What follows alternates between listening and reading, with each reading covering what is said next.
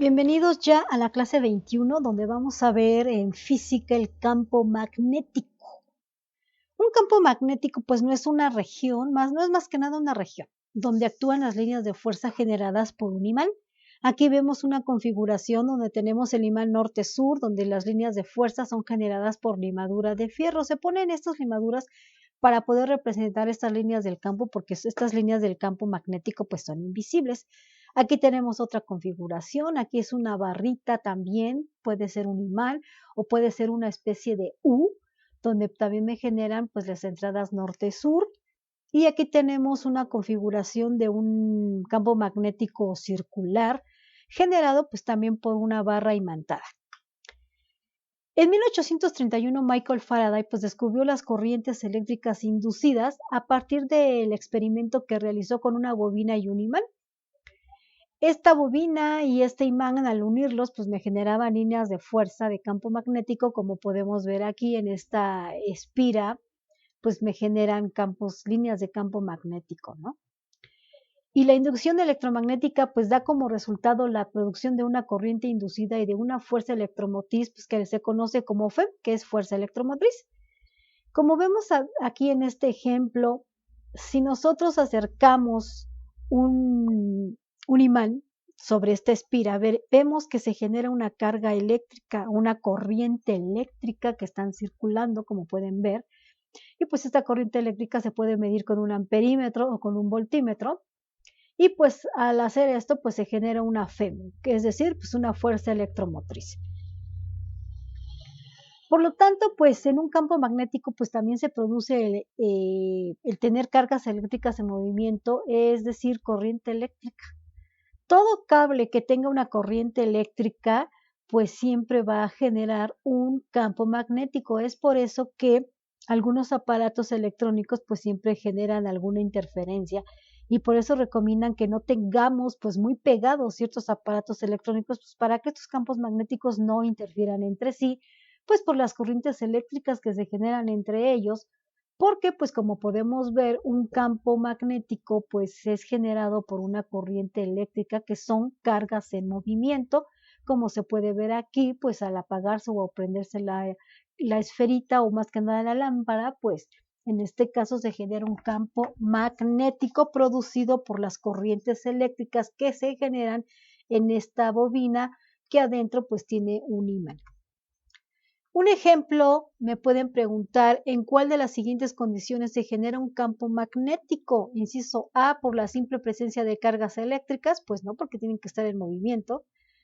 Inciso B, al tener campos eléctricos en movimiento, bueno, pues si ya tienes un campo eléctrico, pues ya tienes un campo magnético también. C, al tener cargas eléctricas en movimiento, pues podría ser esa, porque cargas eléctricas en movimiento me genera un campo magnético y por la simple presencia de campos eléctricos, pues entonces la respuesta correcta nos la da este ejemplo donde les puse que si tú tienes una corriente eléctrica en movimiento y la bobina y obviamente se genera aquí pues un campo magnético, por lo tanto la respuesta es el inciso C, donde me dice que al tener cargas eléctricas en movimiento. La relación entre el campo magnético y el campo eléctrico es la siguiente. Un campo magnético variable produce un campo eléctrico y un campo eléctrico variable produce un campo magnético.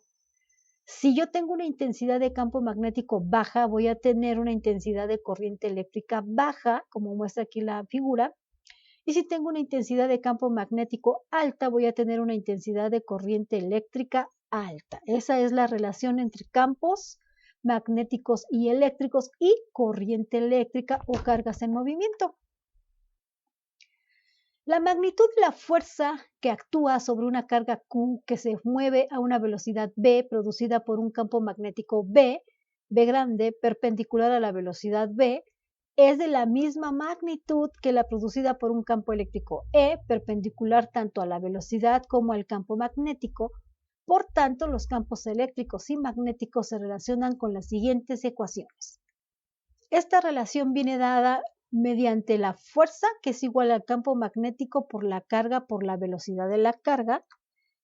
El campo eléctrico o magnitud del campo eléctrico está dado como fuerza entre carga Y si yo sustituyo la expresión de la fuerza en la expresión del campo eléctrico, voy a obtener esta expresión de aquí, campo magnético por carga por velocidad entre carga.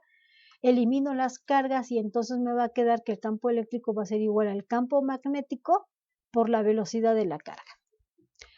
Sin olvidar que la fuerza se mide en newtons, el campo magnético se va a medir en teslas o bien en webers entre metro cuadrado. La carga eléctrica se mide en coulombs, la velocidad de la carga eléctrica se mide en metros sobre segundo y el campo magnético o el campo eléctrico, perdón, se va a medir en newtons sobre coulombs.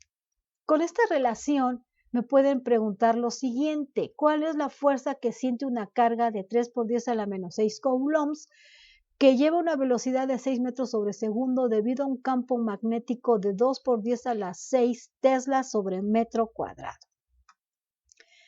Bueno, tenemos que la fuerza es igual al campo magnético por la carga por la velocidad. Sustituyo todos los valores que me dieron, es decir, el campo magnético 2 por 10 a la 6 teslas sobre metro cuadrado, por la carga que son 3 por 10 a la menos 6 coulombs, por la velocidad que son 6 metros sobre segundo.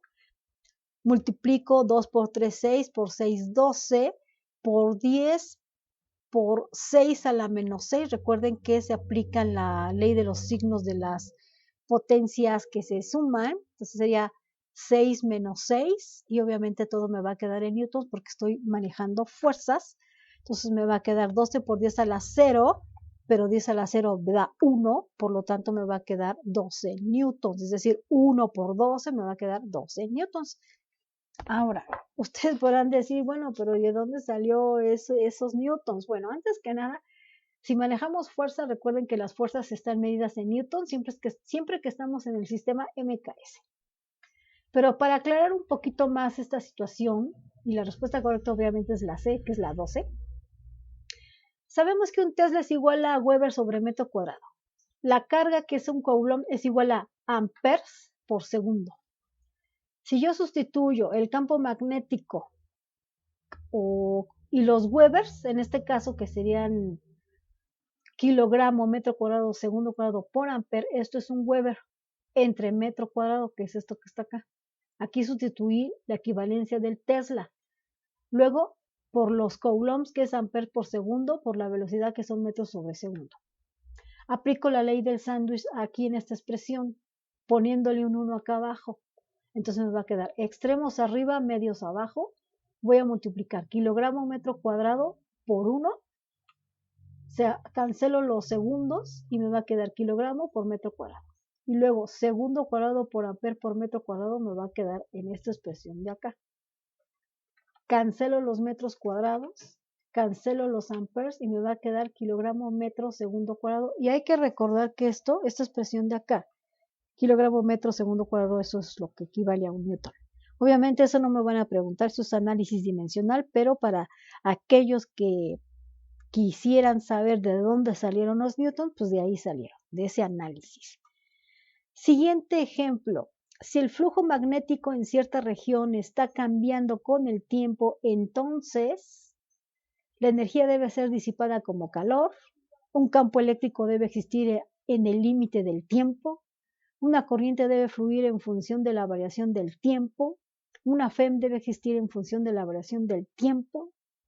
Hay que recordar que si nosotros metemos un imán en una espira, se va a generar una corriente eléctrica, lo cual me genera una FEM. Por lo tanto, no me puede generar ni energía, ni calor, ni tampoco una corriente a través del tiempo, etc. Me va a generar una FEM que debe existir en función de la variación del tiempo. Mientras la barra esté metida en la espira, siempre va a haber una corriente eléctrica, y si yo retiro esa barra, pues la corriente eléctrica o esa FEM va a desaparecer. Por lo tanto, la respuesta correcta es el inciso B. Esto fue campo magnético y eléctrico, su interacción entre ellos. Recuerden que el conocimiento no sirve si no se comparte y si no se tiene un propósito. Denle like al video, compártanlo, suscríbanse y si tienen alguna duda, no se olviden en preguntarlo en los comentarios. Y nos vemos la siguiente clase.